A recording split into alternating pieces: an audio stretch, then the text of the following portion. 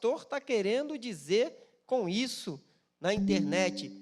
Que eu tenho que ser um sem vergonha, mas baseado, né, nesse versículo de Romanos capítulo 16, que Paulo fala assim: por que não me envergonho do evangelho de Cristo?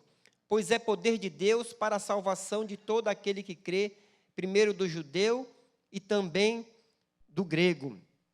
Então Paulo, ele declara que ele era um sem vergonha para Cristo. Ele não tinha vergonha do evangelho de Cristo. Ele não tinha vergonha de pregar a palavra, ele não tinha vergonha de se manifestar como cristão, de se colocar, né, em uma posição que na época, assim como hoje em dia é difícil as pessoas se declararem genuinamente, né, um cristão autêntico, como a palavra ensina, como a palavra ela nos mostra. Imagina na época de Paulo. Porque o que significa evangelho? Evangelho significa boas novas, né? Uma notícia nova, uma boa notícia. E aquela notícia não era uma notícia aceitável, né, à cultura da época, assim como não é aceitável na cultura de hoje. Mas na época, então, era bem mais difícil. Como nós seres humanos, nós somos seres que querem pertencer a grupos sociais, nós somos seres sociais e queremos pertencer a grupos sociais e queremos nos adaptar a esses grupos. E aquele novo grupo que estava surgindo era um grupo que era contracultural, era um grupo que pregava, que ensinava aquilo que até hoje em dia ninguém quer ouvir, ninguém quer aceitar. E, por causa disso, algumas pessoas tinham vergonha de se declarar cristão, algumas pessoas tinham vergonha de tomar uma posição, de se apresentar como seguidor de Cristo. Nós vemos que isso aconteceu até com o próprio Nicodemos. A Bíblia diz que Nicodemos foi se encontrar com Jesus à noite. Por que Nicodemos foi se encontrar com Jesus à noite? Porque Nicodemos era um dos principais da sinagoga, era um daquele meio. Hoje a gente vê na série, eu falo muito da série The Chosen, porque eu estou acompanhando. Então a gente acompanhando isso aí, tu tem algum entendimento de como era, né, a reunião dos sacerdotes ali, dos saduceus, né, daquele grupo religioso ali. E não era muito diferente dos dias de hoje. Havia uma disputa, havia interesses pessoais, interesses políticos naquele meio, e ninguém queria ser mal visto, né, por ninguém. E Nicodemos, ele foi se encontrar com Jesus de noite por causa disso, porque ele tinha um pouco de receio, um pouco de vergonha. Mas Paulo, ele fala: eu não me vergonho do evangelho, eu não tenho vergonha, né, de me declarar, de tomar uma posição como cristão. Eu não tenho vergonha de assumir que eu sirvo a Jesus Cristo. Eu não tenho vergonha de sofrer pelo evangelho.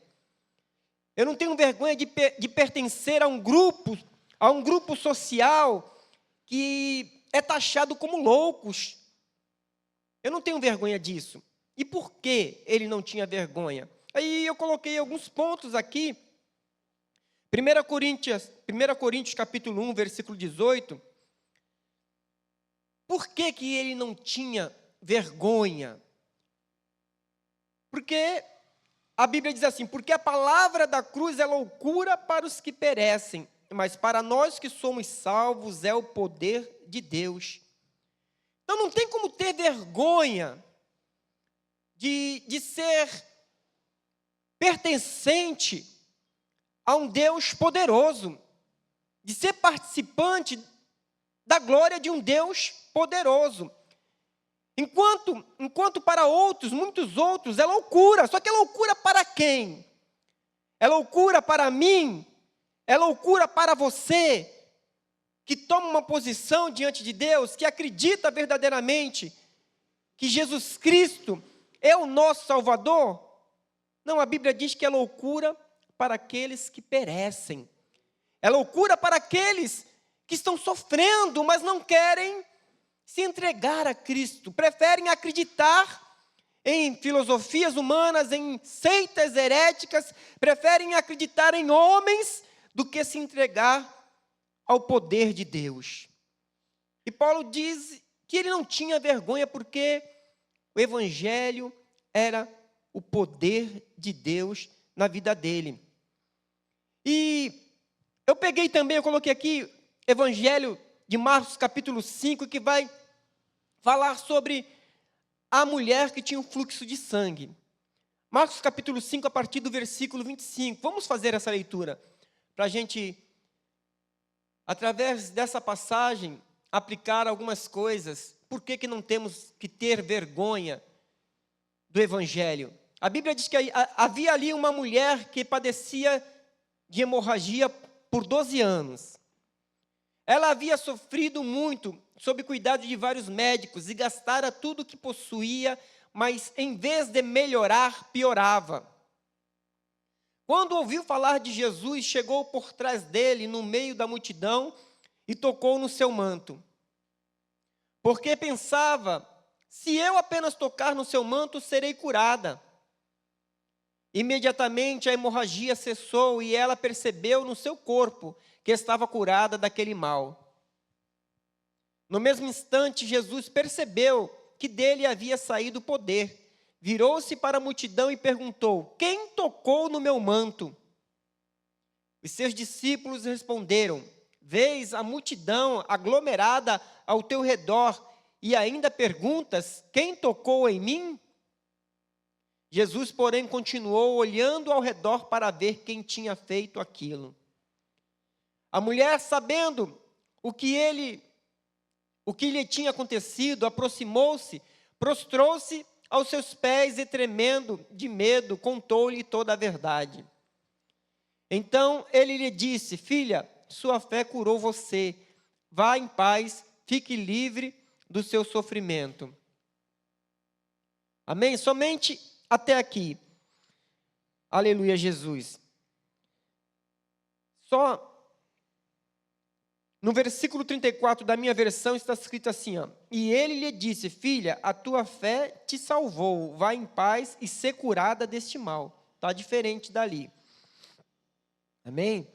Então, essa mulher, ela tinha uma história de sofrimento, ela tinha uma história de derrota, uma história de dor, uma história de angústia.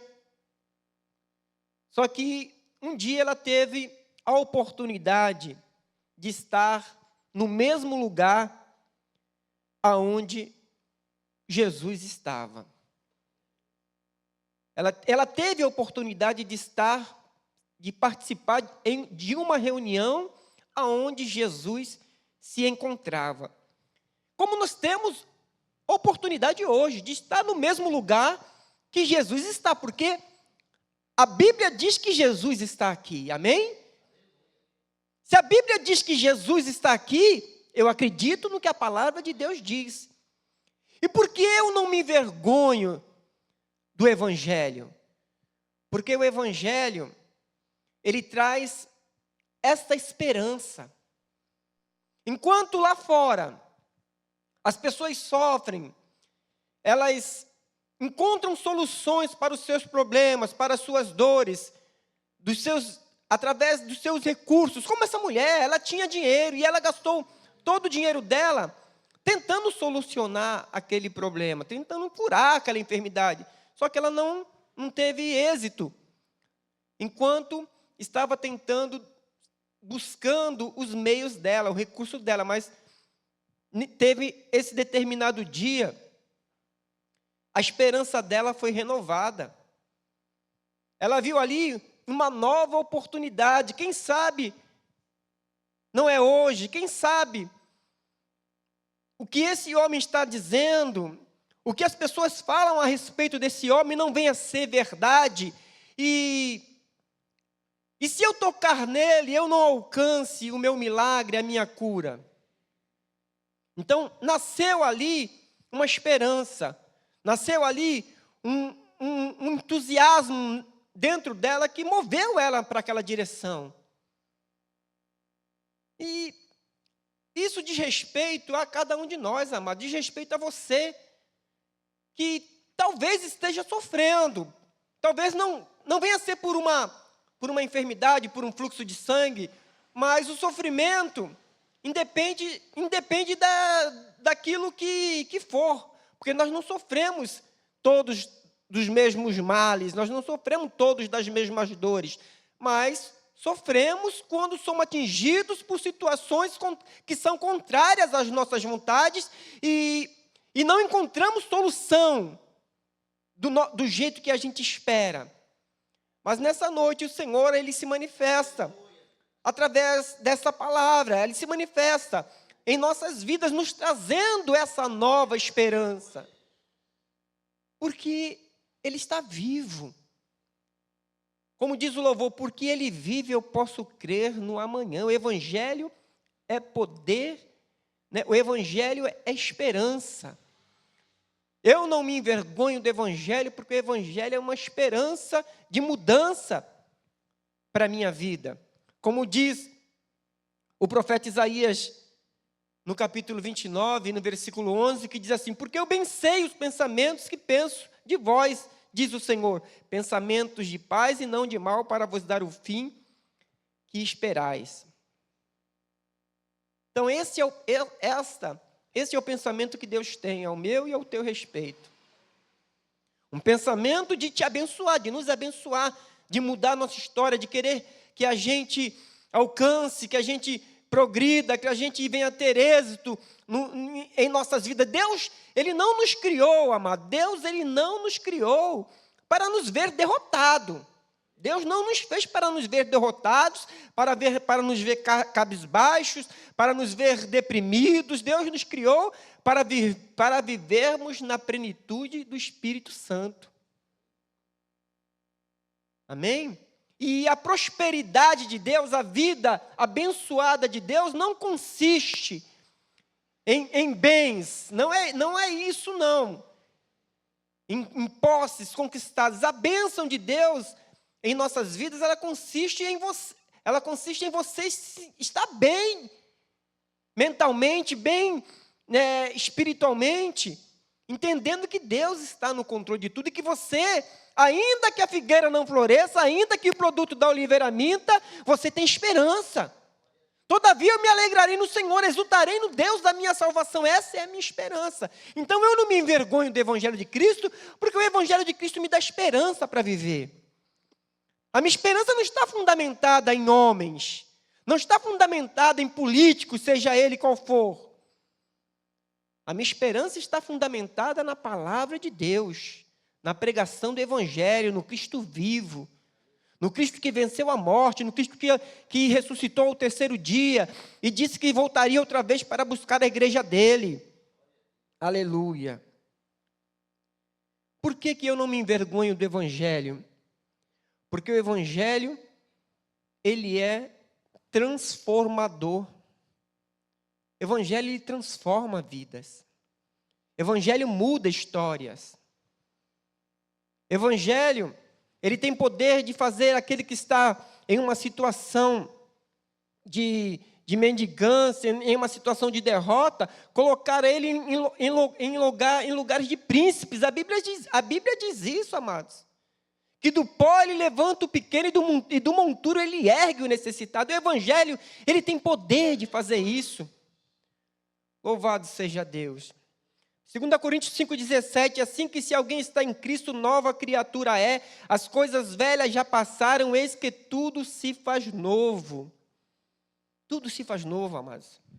Quando nós nos entregamos a Cristo, quando nós reconhecemos a nossa dependência de Deus, não nos estribamos mais em nosso próprio entendimento, em nosso próprio conhecimento, nas tradições humanas, e verdadeiramente entregamos o nosso caminho ao Senhor, a nossa vida é transformada, a nossa vida é mudada. As circunstâncias parecem que não, Os olhos parecem que não veem as coisas, mas no reino espiritual, no plano espiritual, tudo é transformado. E a maior prova disso, que Jesus, ele deixou isso como já um exemplo daquilo que ele poderia fazer, foi no primeiro milagre público que ele fez. Foi transformar a água em vinho.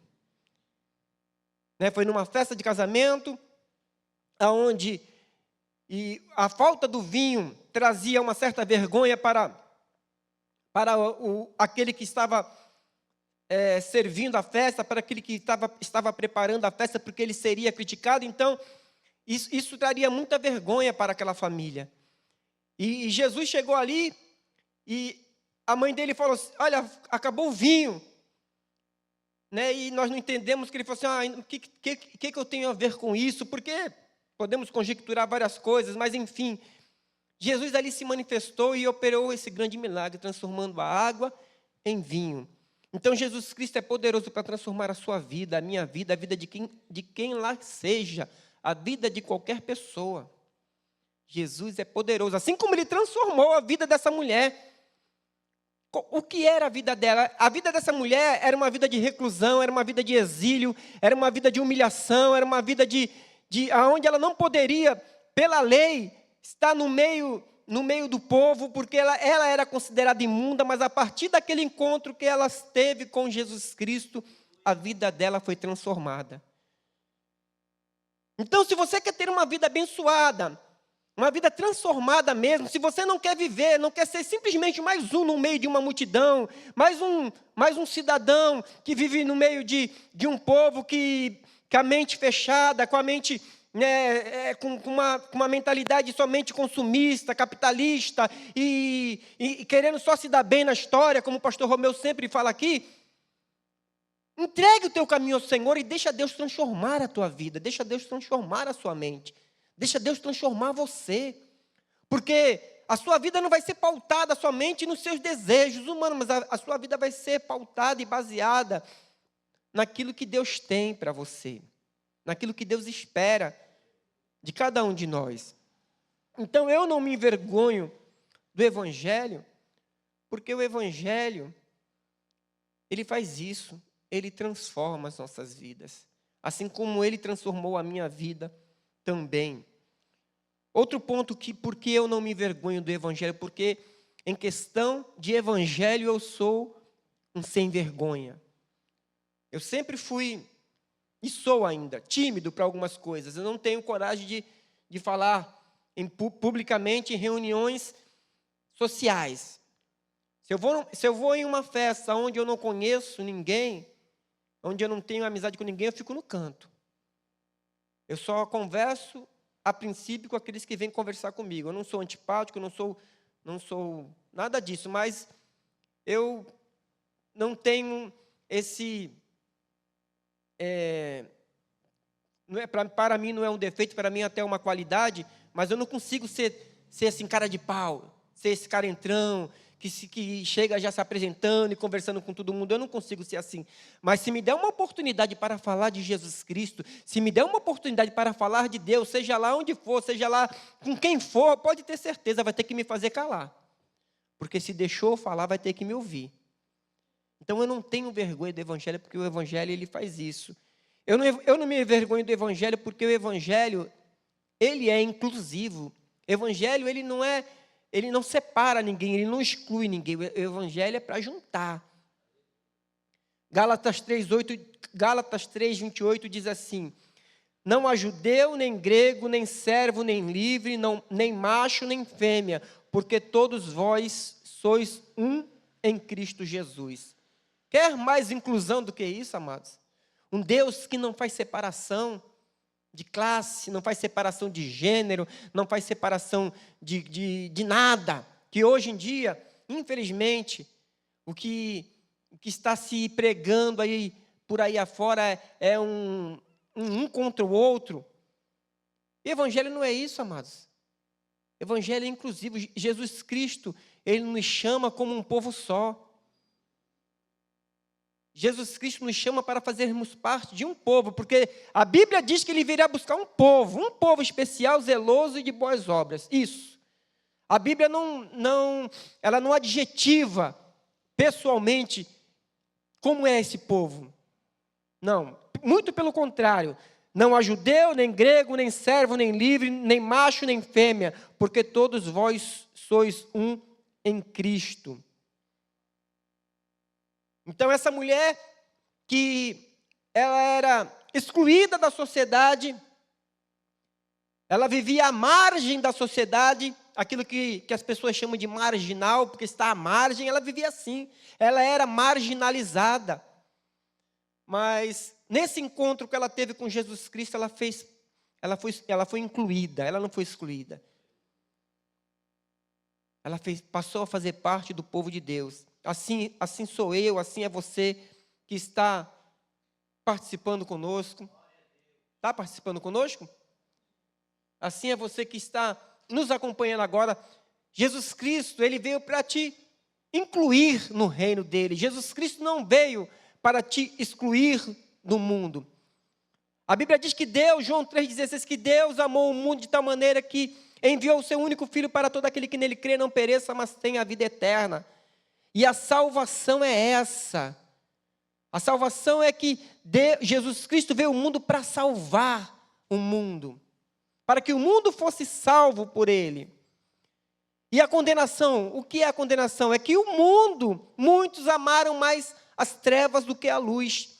Então a questão de salvação, de vida ou de morte, ela é determinada por mim ou por você. O que você escolhe? Você escolhe viver para Cristo e morrer para o mundo, ou viver para o mundo e morrer para Cristo?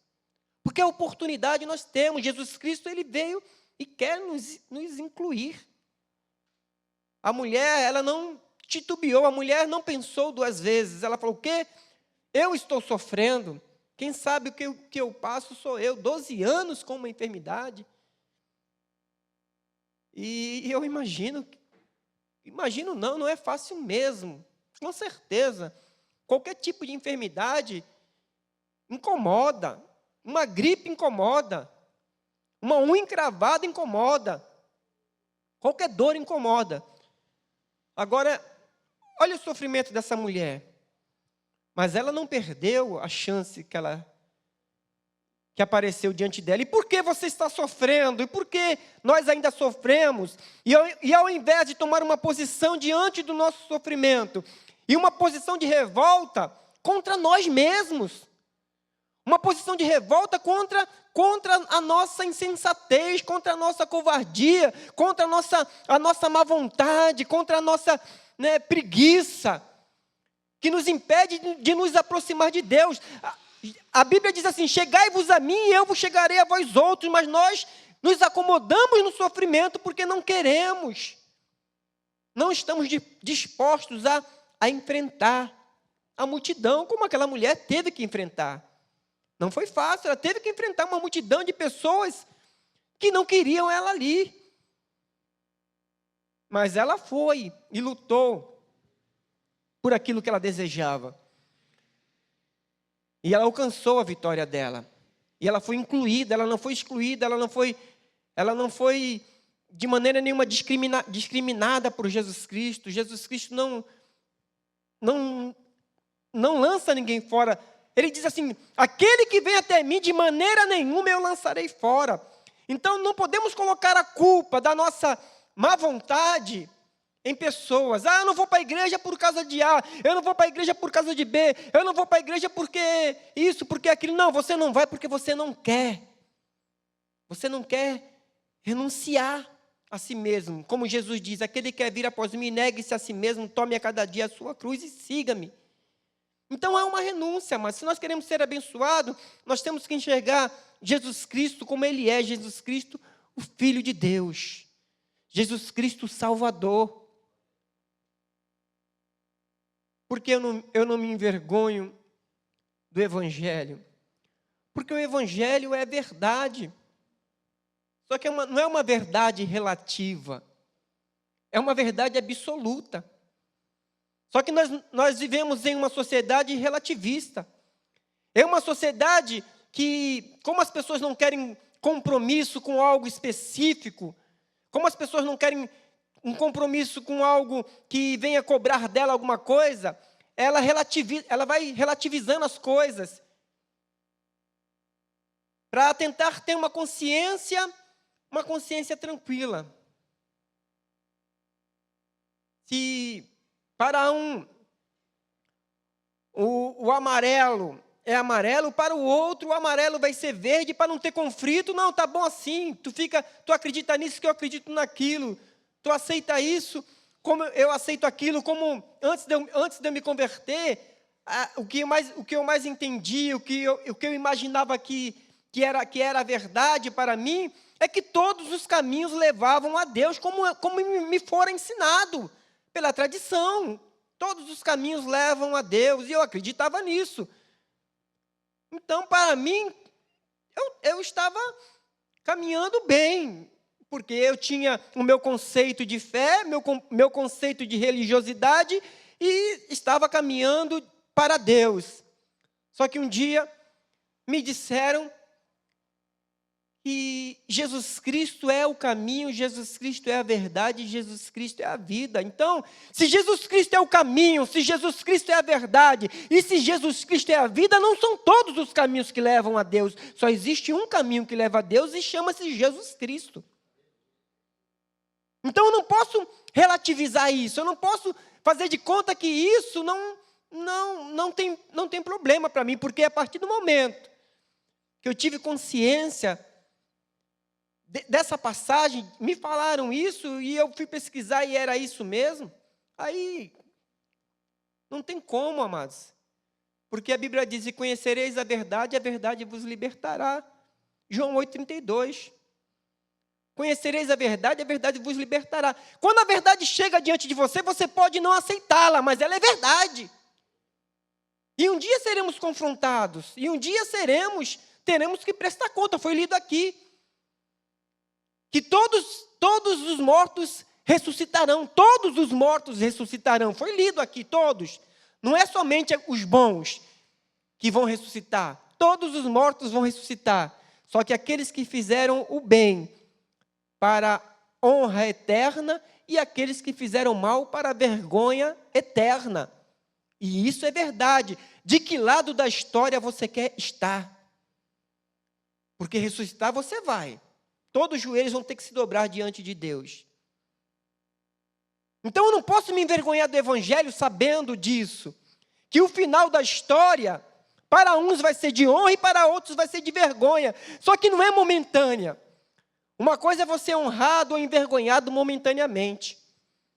Né? Quando você é honrado momentaneamente, você se alegra ali naquele momento, legal. Depois você vai para casa e tal, você se alegra, fica pensando nisso, repetindo naquilo, pô, que legal, fui honrado. Quando você é envergonhado momentaneamente, você vai para casa, às vezes chorando, frustrado, quem sabe você vai ter que ir um psicólogo para se tratar, porque aquilo dali foi uma afronta para você, né? E você trata disso a sua vida toda, mas enfim, tem jeito. Mas aqui nós estamos falando de eternidade, amados.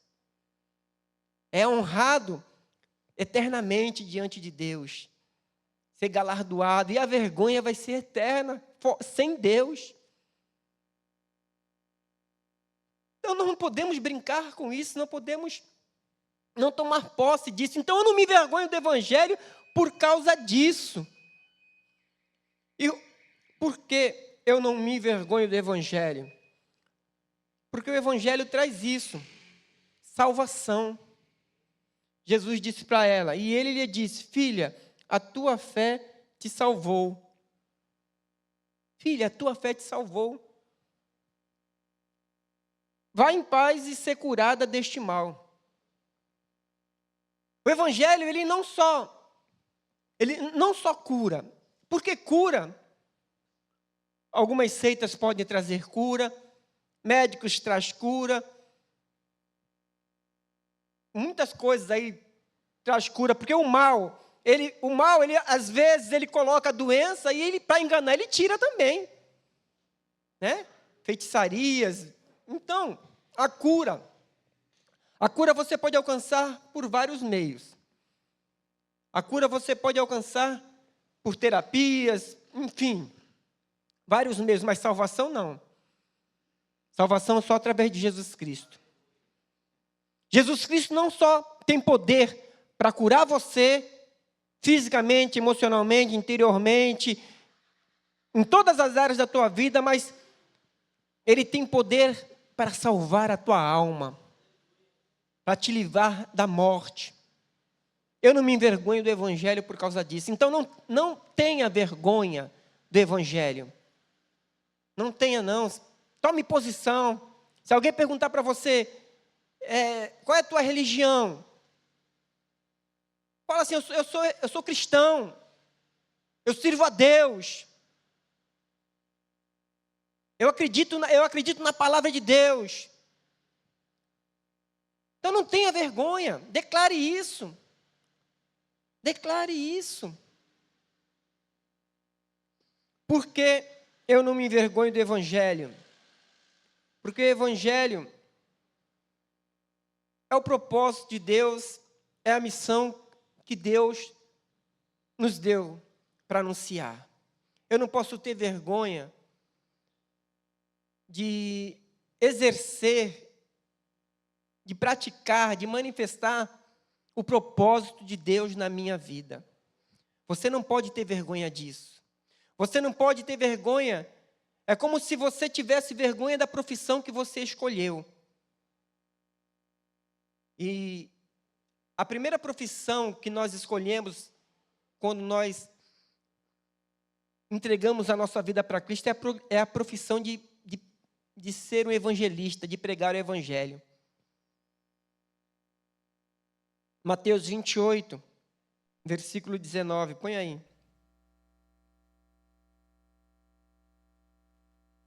Portanto, ide, fazei discípulos de todas as nações, batizando em nome do Pai, do Filho e do Espírito Santo, ensinando-os a guardar todas as coisas que eu vos tenho mandado. Eis que estou convosco todos os dias até a consumação do século, ou consumação do mundo. Então, esse ide não foi só para eles, esse ide é para cada um de nós. Ide, pregar o Evangelho a toda criatura. Então eu não posso ter vergonha de cumprir esse mandato. Eu não posso ter vergonha de ver uma pessoa que está precisando daquilo que eu sei, daquilo que eu conheço, e ter medo de falar para ela do amor de Deus. Porque, amados, a responsabilidade de fazer o milagre, é de Deus, mas de dar testemunho é nossa, de pregar é nossa.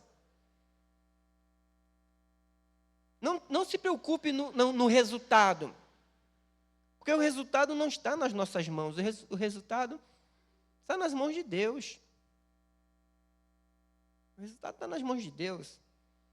Porque o próprio Jesus, quando ele caminhou sobre a terra, ele teve pessoas que não foram curadas por ele, teve pessoas que não foram alcançadas pelo milagre dele, e principalmente aqueles que conheciam a ele. Mas o Evangelho foi pregado a todos. Ele deu testemunho.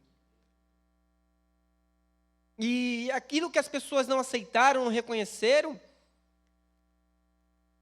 serviram contra elas mesmas, porque foi anunciado. Então, cabe a mim e a você, a nós, não negligenciarmos isso, não termos vergonha do nosso chamado, não termos vergonha de colocar em prática o dom que Deus nos deu, seja ele qual for, aquilo que você tem capacidade de fazer, aquilo que você pode fazer, que venha glorificar a Deus. Não tenha vergonha de colocar em prática, não tenha vergonha de críticas, não tenha medo, porque nós estamos aqui para honrar a Deus com a nossa vida. E você que está conosco, não tenha vergonha não. Vergonha é você não poder andar na rua de cabeça erguida. Vergonha é você não ter a honra dentro da sua própria casa, por causa das suas atitudes, por causa de erros que você sabe que você pratica. Não tenha vergonha de se declarar, de se entregar a Deus, de chorar diante dEle, de reconhecer os seus pecados. Então entrega o teu caminho ao Senhor, confia nele, e tudo Ele vai fazer na tua vida. Entrega, deixa Ele fazer. Até que você tentou, e você achou que ia dar certo, mas se não tem dado certo da tua maneira, deixa Deus agir. Como uma mulher que 12 anos sofria com uma enfermidade, ela não perdeu a oportunidade quando esteve perto de Jesus. Então não perca a oportunidade, se aproxime dEle, toque nele, e você vai ver o milagre que Ele pode fazer na tua vida, e que Ele vai fazer, se você não tiver vergonha disso. Então, entregue o teu caminho ao Senhor, confia nele, e tudo Ele vai fazer, em nome de Jesus. Amém? Glória a Deus. Então, foi essa palavra que o Senhor, me deu nessa noite, e eu espero que os irmãos tomem posse dela, que os irmãos meditem sobre ela. Eu li aqui, o primeiro versículo que eu li foi em Romanos capítulo 1, versículo 16, porque eu não me envergonho do evangelho de Cristo, pois é poder de Deus para a salvação de todo aquele que crê, primeiro do judeu e também do grego. Então, Paulo, ele diz que não tem vergonha, e depois nós lemos como texto base também, Marcos capítulo 5, a partir do versículo 25, que fala da mulher do fluxo de sangue. Leia a Bíblia na sua casa, leia a Bíblia. Se você que está me vendo aí, se você não tiver Bíblia, pastor, mas eu não tenho Bíblia para ler. Entra, coloca uma mensagem aí no grupo, aí no nosso canal, e entre em contato conosco, que nós vamos providenciar uma Bíblia para você, tá bom? Somente acredite nisso, que Deus, Ele é poderoso para nos abençoar. Vamos nos colocar de pé?